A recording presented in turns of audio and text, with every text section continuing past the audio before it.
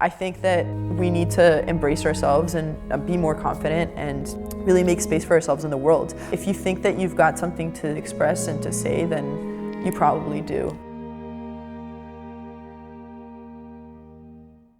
My name is Simone Baron, and I'm a pianist, accordionist, conductor, and composer. I was really attracted to sounds as a child in ways that children are sometimes attracted to colors. I had this very tiny little keyboard thing, and I would just love pressing these buttons, and they would just be chords. Kind of actually like the chords on the accordion. I would just sit there and play with these little harmonic colors as a 4-year-old. And at a certain point, my mom was like, okay, you gotta take her to music class.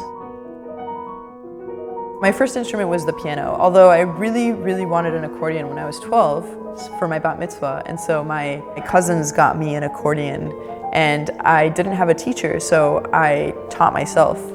Discovered that there was a lot of jazz repertoire that is played on it and that can be played on it. And so I started to experiment and fool around with it, and the rest is history. I love music because it is always there, no matter what. It saves me. And I love music because when I'm performing, I feel really good. I just get to turn off my brain and pour out what's inside of me and be vulnerable on stage. And I love music because it has the potential to express so much more than I could ever put into words or would ever want to put into words. I love music because it has the ability to speak in ways that languages can't and build bridges between people that are very different. I love music because it's always a challenge that I never feel like I can ever totally succeed at, and I love that feeling. I love that exhaustion. I'm here at the Strathmore Mansion now, and this year I have a residency as a pianist, accordionist, and composer. I will be presenting a lot of my music in concerts, as well as teaching a workshop on the accordion. I'm using this residency as an opportunity to really showcase what I think a concert in the 21st century should be. My music moves between classical chamber music, which is what I grew up with, as well as the jazz idioms, which I've been exposed to from living here in Washington, D.C., and global music, which comes from playing the accordion and being exposed to the many different styles of music that are played on the accordion from pretty much every country in the world. People who come to my concerts can expect to see an eclectic mix of improvisation, classical chamber music repertoire, and my own arrangements for my ensemble of accordion, strings, percussion, and bass that travel through these different genres of tango, of Brazilian music, of jazz, and of classical music. I think in general, women are less represented in a lot of professions in life, but especially in music. There's always room for more women.